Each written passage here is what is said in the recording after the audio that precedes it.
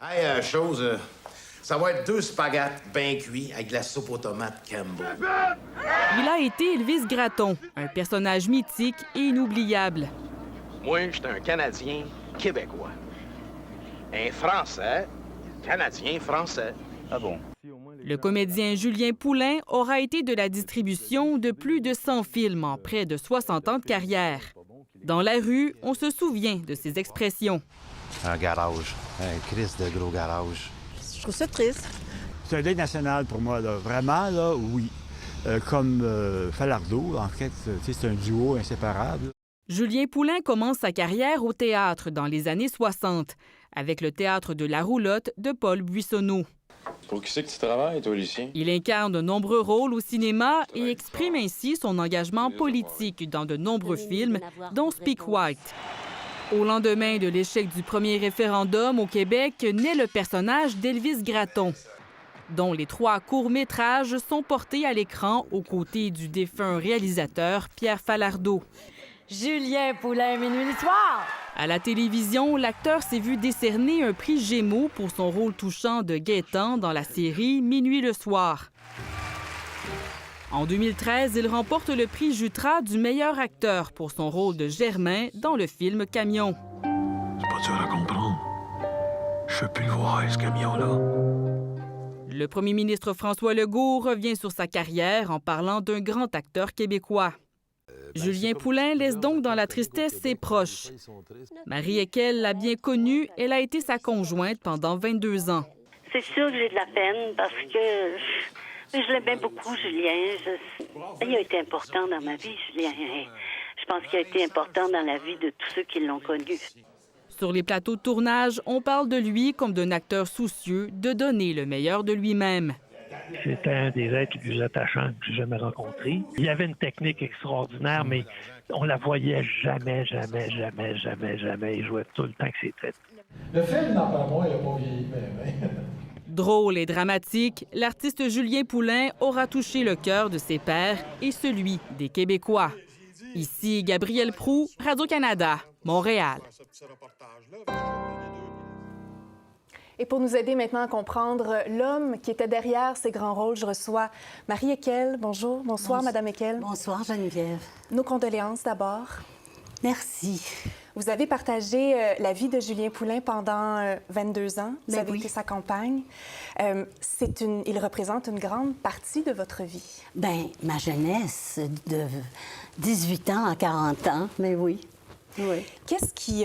parce qu'on connaît justement, on connaît l'acteur, on connaît l'homme, l'acteur de talent, mais il s'est éteint de façon très discrète. Comment il était, Julien Poulain, loin des projecteurs? C'était un homme discret, effectivement, mais c'était un homme multicolore, multifacette, autant d'une grande drôlerie, il me faisait mourir de rire, et en même temps, c'était un homme solitaire, assez triste, dépressif. Alors, il y avait vraiment les 2 côtés du clown, finalement. Il n'y avait pas le bonheur facile, Julien, mais quand il était drôle et quand il jouait et quand il travaillait en équipe, c'était ça qui l'allumait complètement. Louis-Philippe, tout à l'heure, nous parlait justement de son grand perfectionnisme, un grand professionnalisme aussi, mais un doute constant qui l'habitait malgré les honneurs, malgré la reconnaissance du public. Oui, constant. Julien était jamais certain d'être correct, d'avoir bien fait, d'avoir bien joué le personnage. Il était dans le doute constant et c'était un hypersensible. Alors, c'est ça, tout le touchait, il l'affectait hors norme. Vous étiez toujours en contact, même après votre séparation? Oui, vous demeuriez en contact? Oui, on est restés amis.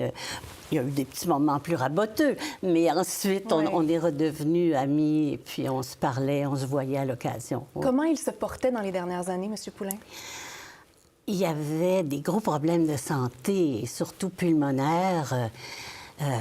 Il y avait de la difficulté à respirer, c'était pénible. D'ailleurs, c'est pour ça qu'il avait dû arrêter le dernier tournage avec Fabien Cloutier. Ça lui avait brisé le cœur. Il y avait vraiment beaucoup de peine, mais il n'y avait pas le choix. Et il était relativement serein, je dirais, parce qu'il habitait son chalet la plupart du temps, à la campagne, dans les montagnes. Et ça, la nature l'apaisait beaucoup, beaucoup. De quoi était-il? Qu'est-ce qui le rendait heureux les dernières fois que vous lui avez parlé? Le contact avec des jeunes cinéastes. Je lui avais présenté deux jeunes, Louis-Philippe Aymon et Marie-Ève Leclerc-Dion, et puis ils sont allés le rencontrer à plusieurs reprises. Et ça l'avait vraiment, ça lui avait fait un énorme plaisir. Ça l'animait, ça lui redonnait une vie, une vitalité. Ses convictions politiques aussi ont été vraiment le moteur de sa création pendant sa 60aine d'années de carrière. Et comment, Julien, l'avenir du Québec, l'évolution du Québec, c'était au cœur de sa vie. Il aurait tellement aimé ça que le Québec soit indépendant, bien, comme plusieurs d'entre nous, mais lui, c'était le viscéral. Oui, et aussi des grandes convictions sociales.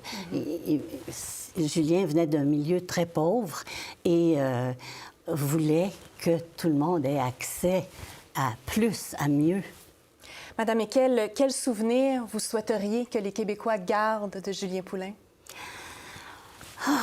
Un homme authentique, un homme vrai, un homme sensible, un homme bon et un grand acteur. Avant de vous quitter, je voudrais vraiment offrir mes condoléances à sa conjointe, Joanne, et à son fils, Alexis. Nos pensées sont avec eux ce soir, effectivement. Oui. Marie Ekel, merci beaucoup de vous être déplacée ce soir pour contribuer à rendre hommage à Julien Poulin. Merci. Merci.